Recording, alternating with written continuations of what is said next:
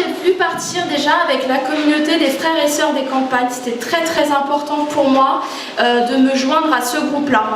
Un groupe s'était constitué tout à côté de ma ville, à peine 5-6 km.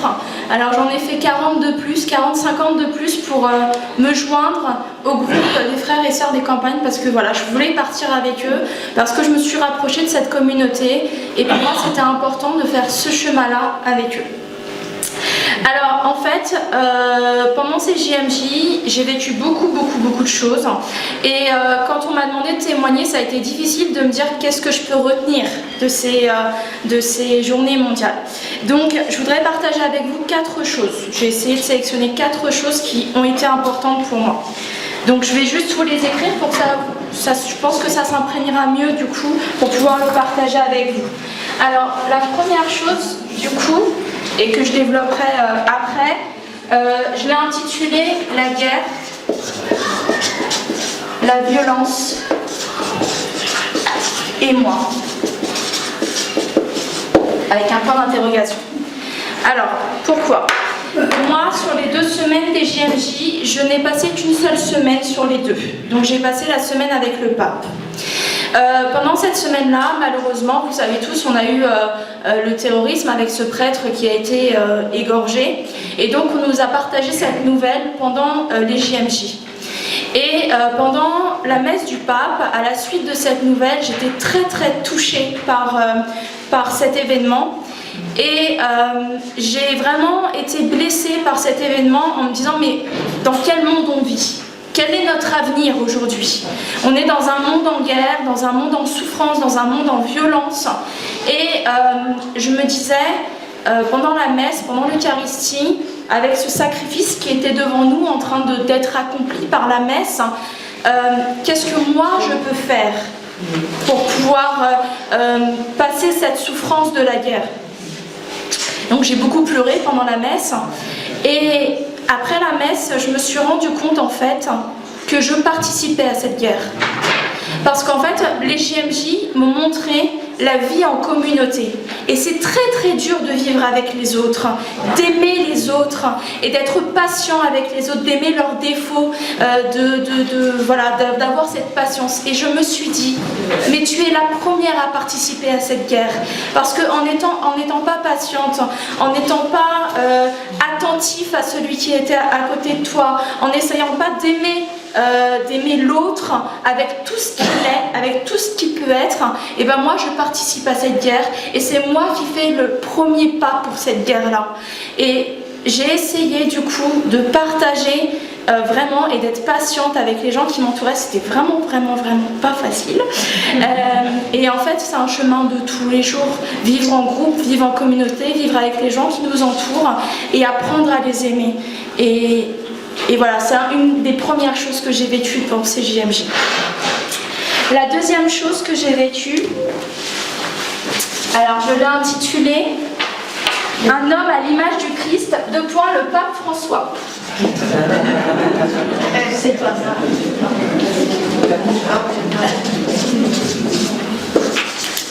Donc, un homme à l'image du Christ, le pape François.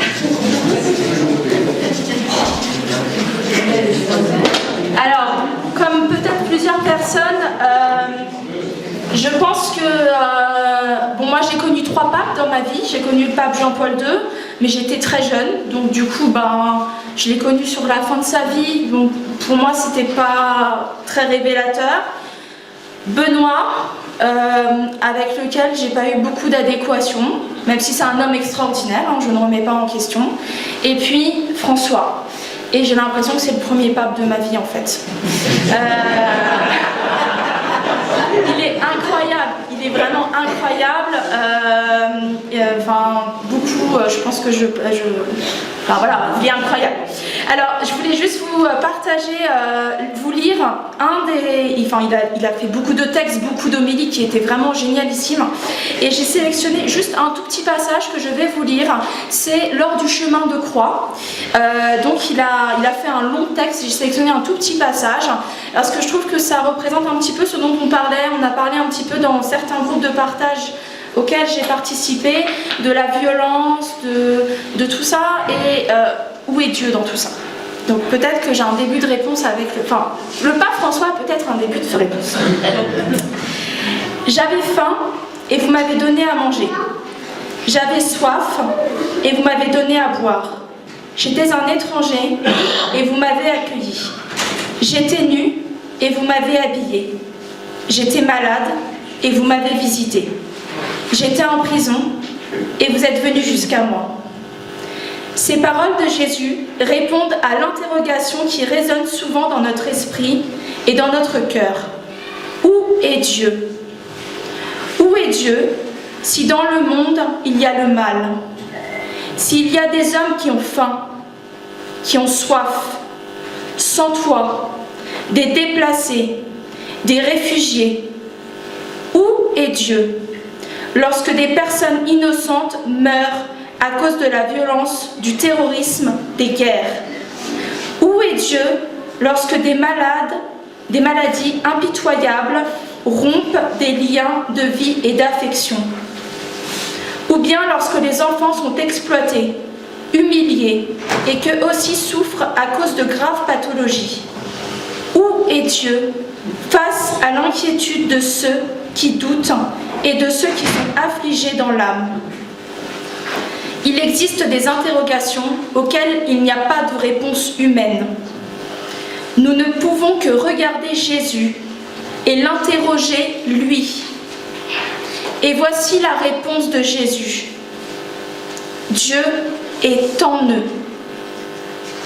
Jésus est en eux. Il souffre en eux, profondément identifié à chacun. Il est si uni à eux, presque au point de former un seul corps. C'est pas du tout. Alors, troisième point,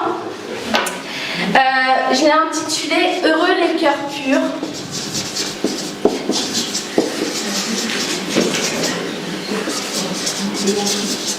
Car ils verront Dieu.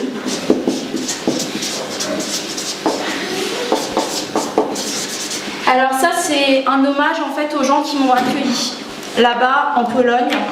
On a été accueillis dans une famille juste extraordinaire, avec une patience, un amour vraiment incroyable. Et ce qui est vraiment très très beau, c'est qu'on est tombé dans une famille, donc on était 5, avec sœur aimée de Lumini, donc il y avait 3 autres jeunes et moi. On est tombé dans une famille qui ne parlait que polonais. Donc pas d'anglais, pas d'espagnol, pas de français. Et en fait, on arrive quand même à communiquer. La langue n'est pas une barrière à l'amour. L'amour surpasse tout. Et ce qui m'a beaucoup touchée, c'est que le dernier jour, le monsieur nous a fait un texte qu'il avait traduit sur un traducteur. Alors en fait, les mots étaient alignés les uns à côté des autres, il n'y avait aucun sens dans la phrase. C'était très difficile à comprendre. Il nous a fait un texte très très long, mais ça transpirait tellement d'amour, de joie, de partage, d'amitié, que c'était extraordinaire, quoi. Et même si les phrases n'avaient pas de sens, elles en prenaient dans notre cœur. Et la dernière chose que je voudrais partager avec vous, c'est une expérience de la miséricorde.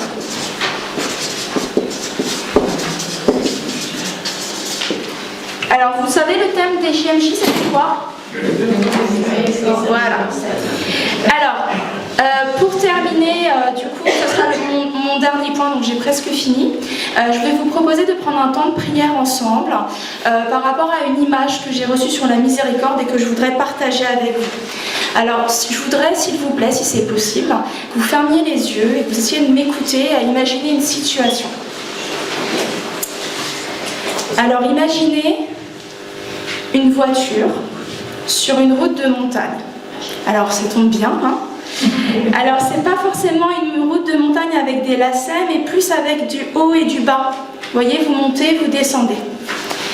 Et en fait, dans cette voiture, vous avez 2 personnes.